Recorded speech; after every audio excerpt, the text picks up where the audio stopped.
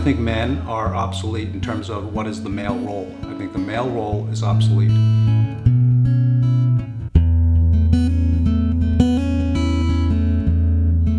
As I've talked to other men about this, a lot of the reaction is, what do you mean I'm disposable? What do you mean I'm expendable? What do you mean I'm obsolete? You know, we want to fight, you know.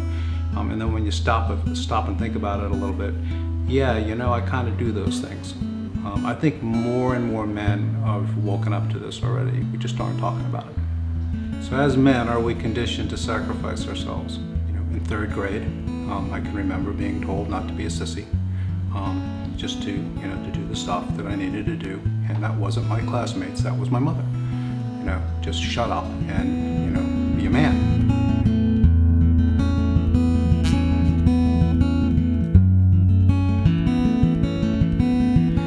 In terms of transcending this notion, you know, I like to look at a very simple teaching of Jesus in the Sermon on the Mount.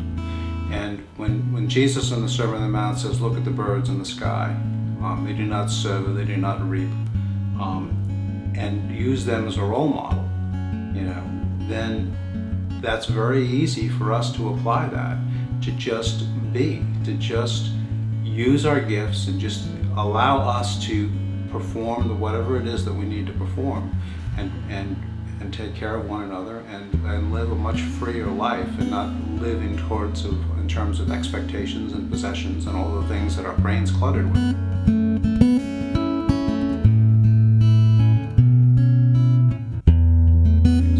And the core values that I'm seeing a lot of men show up with are the core values of love and wisdom, which, you know, society says are feminine core values.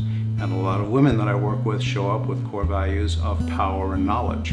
Society says those are masculine values. Those aren't masculine values or feminine values. They're values. And in order for us to become who we truly are, the obsolete notion, in order for us to become who we are, the obsolete notion of role, of gender role, has to be transcended. So as Einstein said, we do not solve a problem with the same consciousness that created it.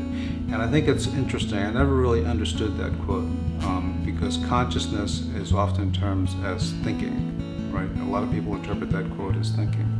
But what I think Einstein is really talking about when he talks about consciousness, it's a different level of awareness is necessary.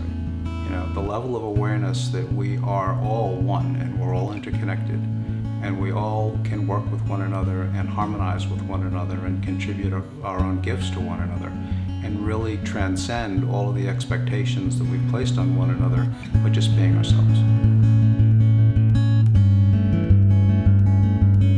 I think the most important thing for both men and women to do is to just be themselves, to just really find out what music is inside of them that needs to come out, and allow that to come out, and allow it to be expressed whatever way really helps the world to be a better place, and not try to figure out, is it the right way of doing it or the wrong way of doing it? Just do it your way.